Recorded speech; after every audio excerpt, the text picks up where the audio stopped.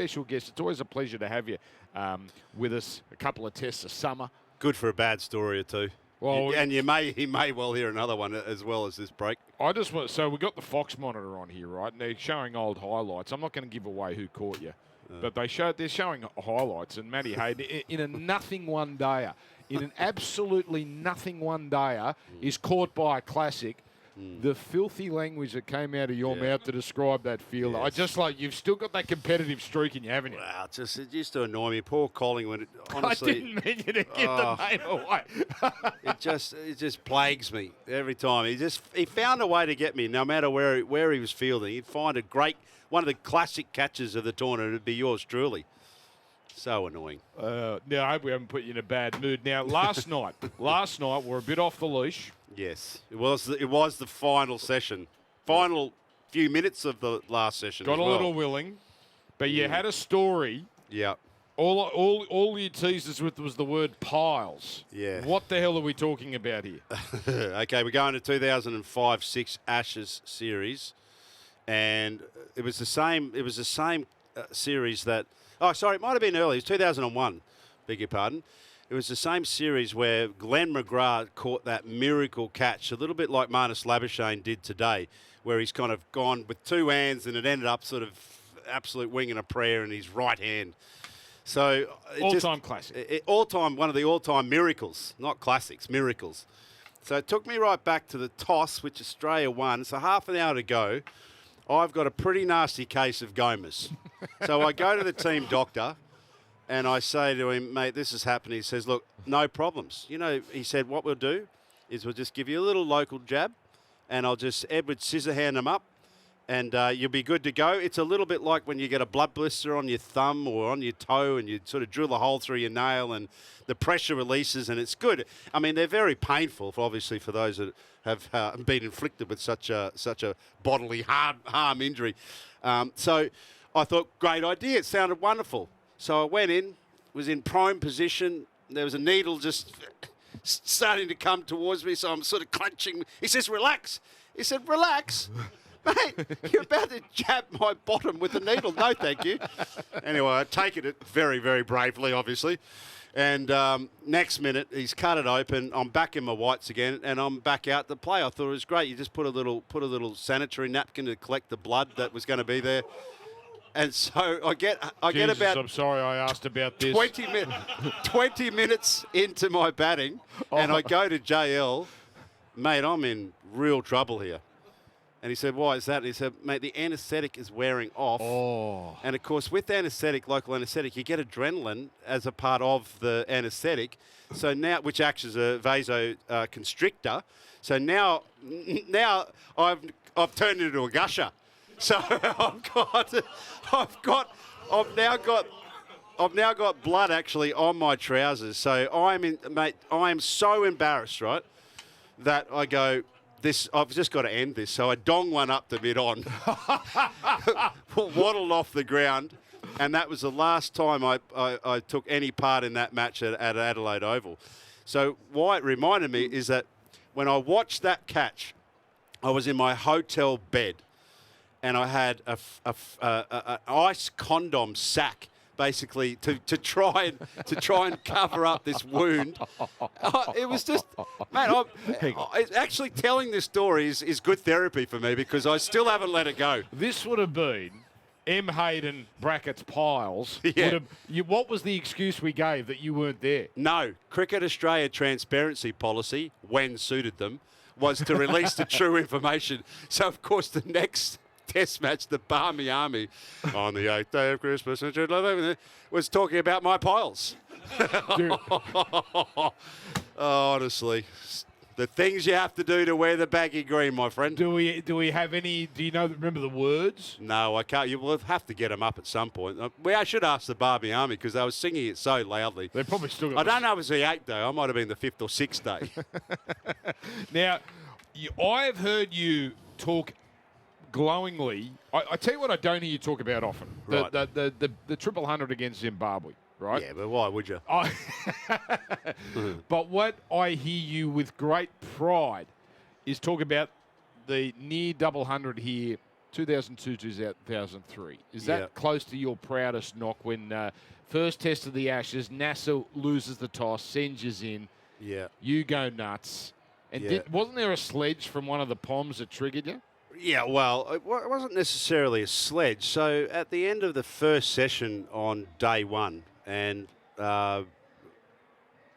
Justin Langer jumped off the boat just as England was starting to serve up the cocktails. He got 30 odd, but a good strike rate, sort of around the 80s or 90s, a bit like what we've seen here from Weatherald. So I was coming off, and I hadn't seen, being the first test match, I hadn't seen any of the English players. So it was called timeout. We're walking off the ground, and I catch Andy Caddick's eye, and I just say, "Oh, mate, how you going?" And he kind of took it like, "Oh, how do you think I'm even going, you know?" So, and worse. So he's just given me a full roast. So I came back in the dressing rooms, and I said to the boys, "They will not get me out here. I'm going to bat, and I will not be happy until I see the feet of this English cricket team bowling unit bleeding, like my bottom was in Adelaide." So that was it. Ricky and I ended up the day. I think we ended up getting about 407 or something. You know, and Ricky got a wonderful 100 as well. So it was just, look, playing in front of your crowd. That's the moments that you'll always remember. You got your family that sort of sit right above the dugouts that have sacrificed everything so that you can be in this situation. Queensland public, as a general rule, were always pretty nervous. I could feel it when I was out there batting. When I was batting, they were so protective of me that they just wanted to sort of wheel me on to go well, having so many years of not being playing. That's right. So yeah, that was a really incredible Test match to an incredible series which we dominated. You got 197 that one. You had an amazing career, well documented, but you would have played a lot more tests if it wasn't for our bloke Tubby. Bloody hell! And I don't remind him of it very often, do I? He kept you out for a long time. And so he should have. You know, that's the reality. I was talking about this before we went on lunch, that it's so actually it was in the lunch break. So, just having that push always from players that are sitting in the division below that national side. You've got to feel the pressure. You've got to feel the heat. One of my favourite stories about Tubby is that, remember that Australia series? Oh, very willing. It was game on, right? And we were, as everyone knows, the Australian public, they just love the underdog. So for the younger audience, this is 94, 95. England stunk so much that year, and we had Zimbabwe as the third team, that Cricket Australia had this bright idea, let's have two Australias, because no one wants to watch us destroy England and destroy Zimbabwe. So we had Australia and Australia A, and one of the great sides, Australia A, Punter was part of it, wasn't he? Yeah. Bluey. Damien Martin was there as well. I think he was sort of... What happened is that I think that as it got closer to the finals, the Australian side suddenly beefed up with some of the young talent that was coming from the Australia A side. But I can remember being so angry because all I wanted to do was win. And I knew these guys really well at this stage. Like, for example, Craig McDermott. I'd know that he had a little process. He has his socks all in the row and, has an order to his run-up. So every time he'd come into bowl, I'd just stop him for no particular reason other than just to really piss him off. And it was exactly the same with Tubby as well. I'm sitting at gully just nailing Tubby about how he's blocking the shit out of him, which he was, and it just blew up. So it was just all on the field. Anyway, it shut down. They ended up winning the series, and comfortably. If you remember that final, it was pretty close. It was very close. Ian Healy had that skanky little shot sort of over the top of slips, and they scurried through and won at the SCG. I go in the dressing rooms and think, oh, it's going to be all kosher. Mark Taylor, he looks at me and says, and bloody you were the ringleader of this mob. And I went, too bloody right, Tubby, you're still blocking the shit out of them, just left. They were so pissed off, weren't they? Because the crowd loved you, underdog, and they got booed at one point on Australian soil. The Australian, it was frankly ridiculous. And it never happened again, Never happened again. And it never will happen again. I'd forgotten. You certainly didn't. You won the Sheffield Shield here. You were part of the first one in 93, 94. That must have been unbelievable. I remember Queensland hadn't won ever in, 50, 60 years. Yeah. JB playing that game as well. He did. He got 50, JB. I remind him of that.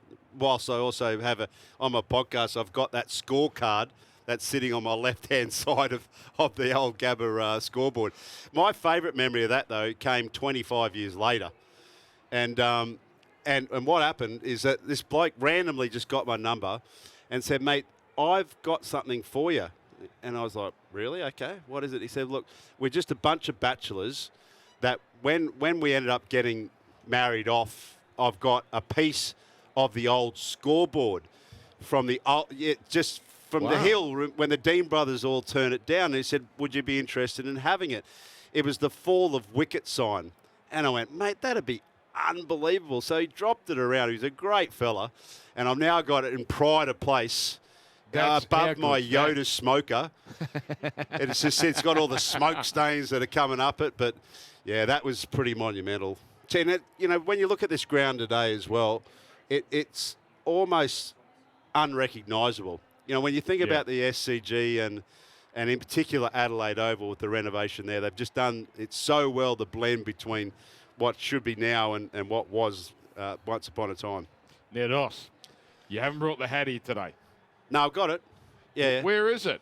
No, it's locked. It comes in its own little case. You are looking 5 years younger. Yeah. Have we put a bit of grass on the wicket? Absolutely, we have. Have we? Absolutely. Have we just done a little stitch work? It's not. Yeah, it's a poke job. It's straight up, and it's only 4 months in, so don't be surprised. It looks great. Don't be surprised if you see me next year with a full mullet. The full. This looks. I'm going to look like Kevin Peterson. You know that bad skunk haircut he had? I'm going to rip one of them out. Is this a turkey job, or no, we got it's it an done India locally? job. Is that it's right? a deli job, yes. Are the deli folk good at the? Well, we'll so see. Far, so we'll good. see. You will see. Yeah. Yeah. I love that you've owned that straight away. Oh, mate, there's no. What's the point of not owning that? I'm not sure I'd go for the sticky wicket job. The one that they just sort of stick the it on. blue job. Yeah. Does that still exist? I think so. I thought that was like 30. That was original Mo Matthews sort of. Yeah. Yeah, no, I think it's still going that job. Yeah. Don't get it too thick. That actually looks fantastic because it looks I like think it belongs. I'll just keep it short. I think. Yeah, I don't like hair. I've got too much of that in other places. Thank you for your honesty. Dan. Piles, pubes. Triple M rocking. What a lunch break.